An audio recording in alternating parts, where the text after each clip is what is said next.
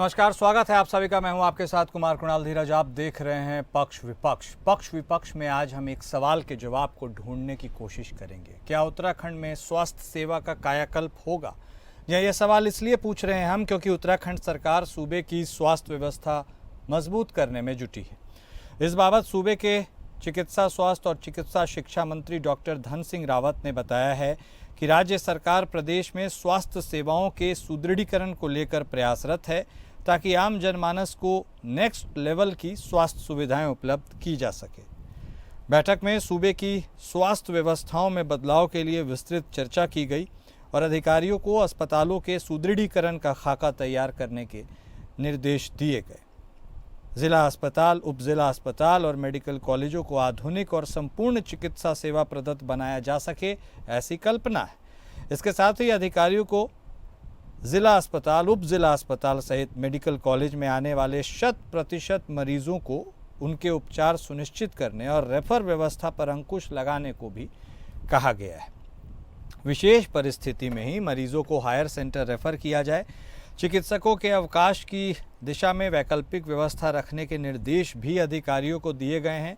साथ ही प्रदेश में बेहतर चिकित्सा सेवाएं उपलब्ध करने के लिए टेलीमेडिसिन सेवाओं और उसे और मजबूत करने के निर्देश भी अधिकारियों को दिए गए हैं। लेकिन सवाल यह है कि करीब हर हफ्ते एक सरकारी आदेश आ जाता है, निर्देश आ जाता है, लेकिन इससे क्या पहाड़ों में स्वास्थ्य सेवाएं या व्यवस्थाएं सुधरी हैं? न वहाँ दवाएं मिलती हैं, न वहाँ पे डॉक्टर्स मिलते हैं, न एम्बुलेंस मिलते हैं। ऐसे में ये हालात कितने सुधरेंगे केवल आदेश और निर्देश दे देने से? यह सबसे बड़ा मामला है और इसी सवाल का जब हम जवाब ढूंढने की कोशिश करेंगे। एक तो पहाड़ों की जो स्थिति है वह जग जाहिर है, वहाँ पर लोगों को कितने दिक्कतों का सामना करना पड़ता है और उसमें भी यदि स्वास्थ्य सेवाओं की बात की जाए तो बहुत चरमराई हुई व्यवस्था नज़र आती है, क्योंकि जब वक्त पड़ता है तो उस वक्त न डॉक्टर मिलते हैं, न एम्बुलेंस और न ही वह सारी सुविधाएं।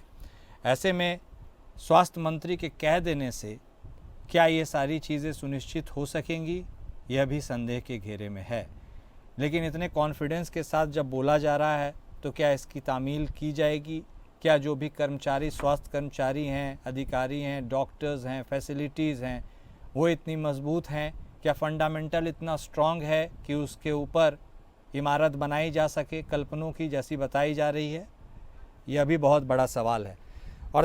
और इसी के ऊपर आज हम चर्चा करेंगे। बिना वक्त गवाए चर्चा की शुरुआत करते हैं। हमारे साथ हमारे दोनों खास मेहमान जुड़ चुके हैं। हमारे साथ भारतीय जनता पार्टी की तरफ से बतौर प्रवक्ता डॉक्टर सुनीता विद्यार्थी जी जुड़ चुकी हैं। कांग्रेस पार्टी की तरफ से बतौर प्रवक्ता सूरत सिंह नेगी साहब भी जुड़ चुके हैं। सरकार तो जो कह रही है सो कह रही है, कल्पना भी कर रही है, चीज़ों को दुरुस्त करने की कोशिश कर रही है। विपक्ष क्या सोच रहा है, इसलिए शुरुआत हम नेगी साहब सबसे पहले आपके साथ करेंगे। देखिए, आश्वासन पे आश्वासन ये हर सरकार का काम है और ज़मीन पर क्या कुछ उतर कर सामने आता है ये जनता देखती समझती है। लेकिन आज भी हकीकत यही है कि जनता को बहुत सारी मुसीबतों से एटलीस्ट स्वास्थ्य सेवाओं में दो चार होना पड़ रहा है। क्या आपको लगता है स्वास्थ्य मंत्री रावत साहब ने जो बड़ी बड़ी बातें कर दी हैं, इससे बड़े बड़े चेंजेस भी देखने को मिलेंगे या मात्र एक सिस्टमेटिक निर्देश है जो वक्त के साथ आते जाते रहते हैं? देखिए, जो उत्तराखंड में डबल इंजन की सरकार है वो बातें तो बहुत बड़ी बड़ी करती है, परंतु धरातल पर कुछ नहीं हो रहा है। हमारे पास डॉक्टरों की कमी आज भी है। पहाड़ पर कोई डॉक्टर जाना नहीं चाहता, उसके लिए सरकार के पास कोई ब्लूप्रिंट नहीं है। जो पहाड़ों पर जो अस्पताल हैं, जो सरकारी व्यवस्था है, वो केवल रेफरल सेंटर तक ही जो है सीमित है।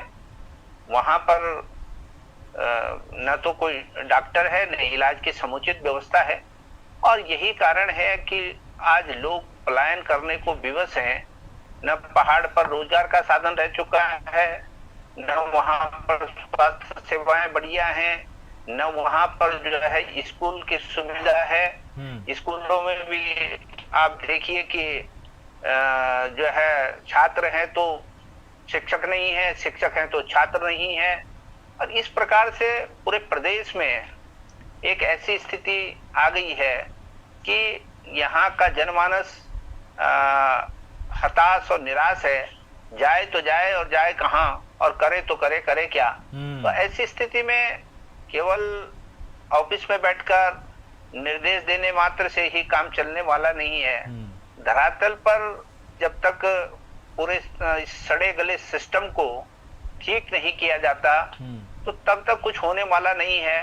डबल इंजन की सरकार बना दो, ट्रिपल इंजन की सरकार बना दो, पर उत्तराखंड के लोगों के हाथ जो है कुछ नहीं आया। तो इसलिए जो है स्वास्थ्य सेवाएं तो उत्तराखंड में जो है शिक्षा की हो, स्वास्थ्य की हो, रोजगार की हो, सारी व्यवस्थाएं वेंटिलेटर पर है। हाँ, ठीक। डॉक्टर सुनीता, अब रुख आपका करते हैं। बात आप ही की सरकार कर रही है, इसलिए आपका भी पक्ष जानना बहुत ज़रूरी है। बातें कर देने से, चीज़ों को हाईफाई दिखा देने से क्या फंडामेंटल बदल जाता है? यह सवाल इसलिए भी है क्योंकि ज़मीन पर हकीकत क्या है ये सब कुछ जानते हैं। एक आम इलाज कराने जाइए, वहाँ पर न सुविधा नहीं रहती है, रेफ़र करने का सिस्टम पहले से चला जाता है, कोई अपने ऊपर कोई लोड लेना नहीं चाहता। ऐसे में कितना सेंसिटाइज कर दीजिएगा लोगों को आप यह आदेश देकर कि भाई चीज़ें ऐसे ऊपर से आई हैं तो ऐसे अब करनी होंगी। होता तो कुछ नहीं है। इस बार क्या कुछ खास है, ये जानते समझते हुए कि केवल आदेश देने से कुछ नहीं होता?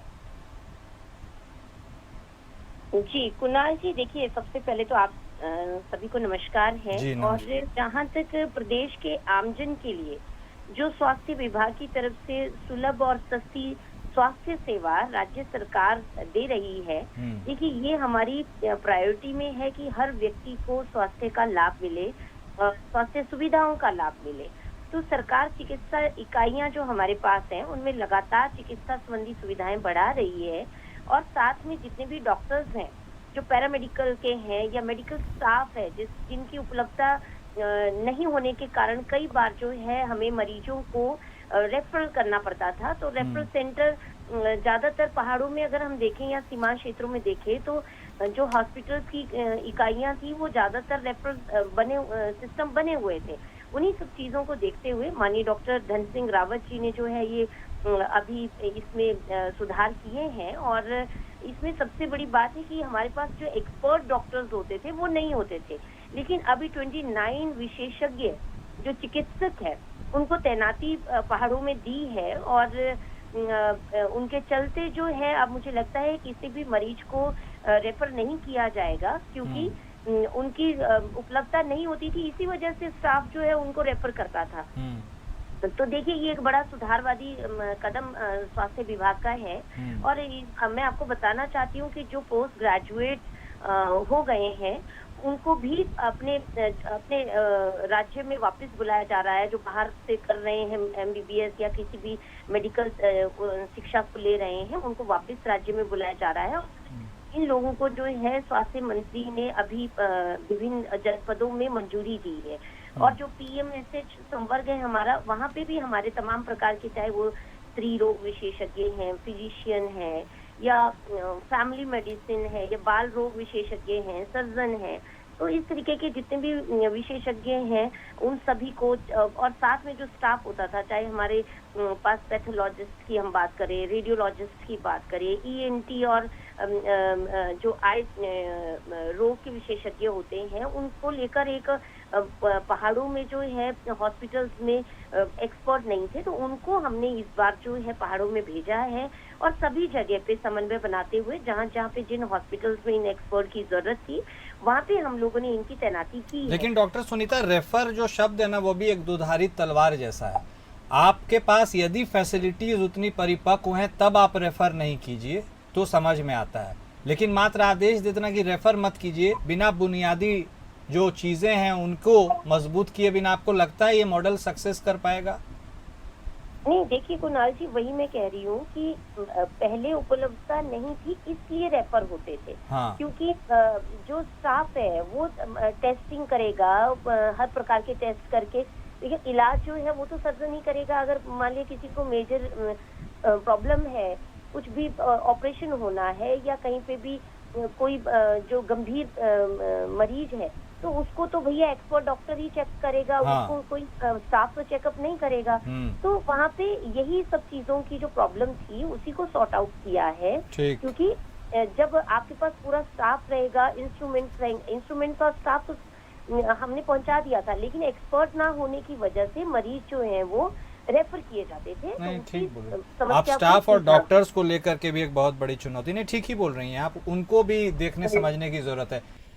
नेगी साहब देखिए, एक तो यह चैलेंज रहता है कि आपके पास जो हेल्थ स्टाफ है, खासकर उसमें मैं बात करना चाहता हूँ डॉक्टर्स की, वो काफ़ी उदासीन रहते हैं सरकारी सेवा देने के लिए। तो एक बड़ी चुनौती है कि डॉक्टर्स को कैसे रिटेन किया जाए, नई हायरिंग कैसे की जाए, क्योंकि तब तक सब कुछ फजूल है। आपको लगता है सरकारें आती जाती हैं, लेकिन ये वाला सिस्टम ठीक नहीं हो पाता है।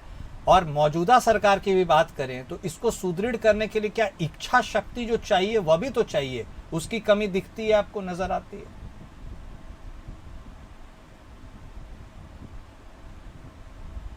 नेगी साहब सुन पा रहे हैं आप?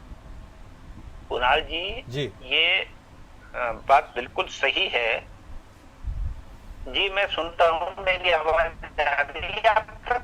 जी बोलिए सर, बोलिए। मैं ये कह रहा था कि ये एक चुनौती है कि सरकारी सेवाओं में डॉक्टर अपनी सेवाएं नहीं देना चाहते।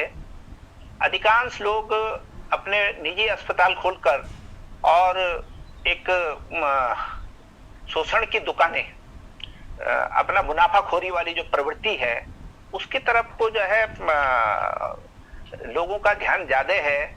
जो भी व्यक्ति सक्षम है वो अपना प्राइवेट क्लिनिक खोलता है, प्राइवेट हॉस्पिटल खोलता है, और वहां पर जो है एक होड़ लग गई है पैसा कमाने की। तो ऐसी स्थिति में ये चुनौती है कि हमारे जो डॉक्टर्स हैं वो सरकारी सेवाएं देने में जो है ज्यादा रुचि नहीं रखते। दूसरा, जो हमारा सरकारी तंत्र है, सरकारी तंत्र में सुविधाओं का बड़ा अभाव है। अब आप देखिए कि देहरादून में हम अगर दून मेडिकल कॉलेज की बात करें या दूसरे और जगह की बात करें तो यहाँ पर सरकारी सुविधा भी है और प्राइवेट की सुविधा भी है। तमाम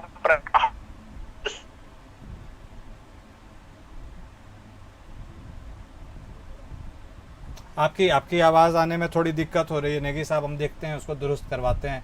खैर जो भी चीज़ें हम समझ पाए उसको पास करते हैं। डॉक्टर सुनीता आपके पास, अब देखिए ये जो चुनौती है ये भी बुनियादी चुनौती में से एक है। इस चुनौती से कैसे पार पाइएगा? और मेरा एक मूल सवाल यह है कि जो करना है वो तो करना है, उसके लिए जो इच्छा शक्ति चाहिए, लोगों के प्रति लगाव, वो जागरूकता, वो समझ कि मुझे कुछ करना है, तभी कुछ हो पाएगा। अदरवाइज पेपर पे तो कुछ नहीं होता है।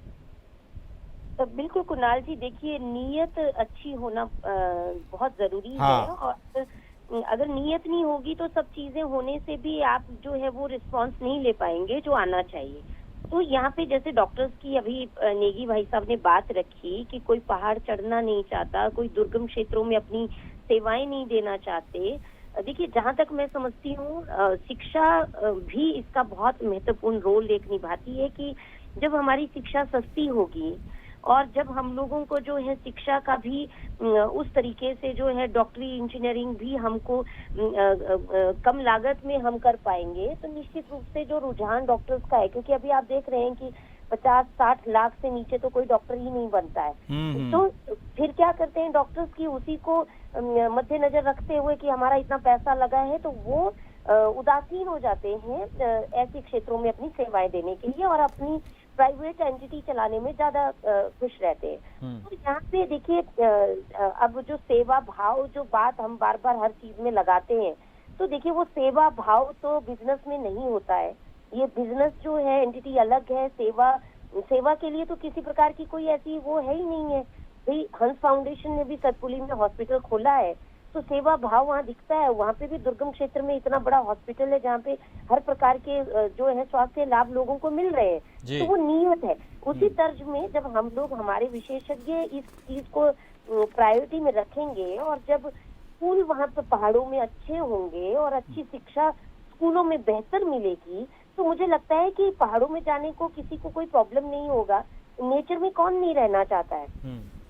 तो अब डॉक्टर सुनीता, ये टेलीमेडिसिन वाले भी एक नई बात निकल कर सामने आ रही है। आपको लगता है कि लोग बहुत मुश्किल हालात में अस्पताल पहुंचते हैं और ये वाला सिस्टम यदि बहुत ज़्यादा अच्छे से लागू हो जाए, मतलब सिर्फ कहने के लिए नहीं, अच्छे से लागू हो जाए, तो लोगों को बहुत सहूलियत होगी?